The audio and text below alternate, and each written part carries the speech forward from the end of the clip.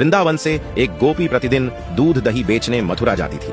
एक दिन ब्रज में एक संत कथा करने आए। वो गोपी भी उनकी कथा सुनने गई। संत ने कथा में कहा, भगवान के नाम की बड़ी महिमा है। इस नाम का जाप करने से बड़े संकट टल जाते हैं। नाम तो भव सागर से तारने वाला है। यदि भव सागर से पार होना है तो भगवान का नाम कभी मत छोड़ना। कथा समाप्त होने के बाद वो गोपी अगले दिन फिर से दूध बेचने चली गई।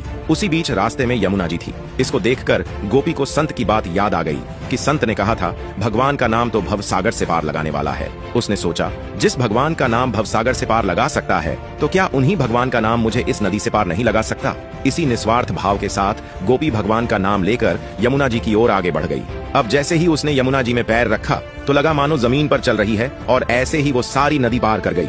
दूसरे पार पहुंचकर उसे बहुत ही प्रसन्नता हुई और मन ही मन सोचने लगी कि संत ने तो ये बड़ा अच्छा तरीका बताया पार जाने का।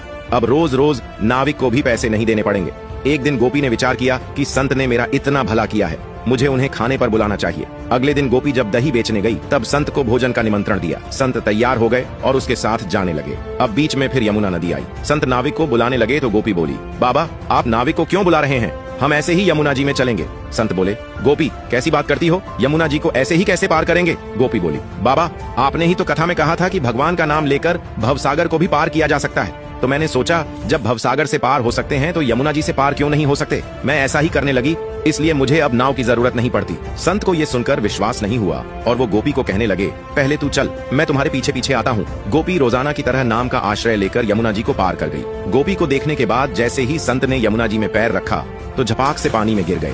ये देखकर संत बहुत हैरान हो गए। अब गोपी ने जब देखा कि संत तो पानी में गिर गए हैं, तब गोपी वापस आई और संत का हाथ पकड़कर जब चली तो संत भी गोपी की भांति ही ऐसे चले जैसे जमीन पर चल रहे हों। ये चमत्कार देखने के बाद संत उस गोपी के चरणों में गिर गए और कहने लगे कि गोपी तू धन्य है। वास्तव में तो सही अर्थों में नाम का आश्रय तो तुमने लिया है, और मैं जिसने नाम की महिमा बताई तो सही, पर स्वयं नाम का आश्रय नहीं लिया।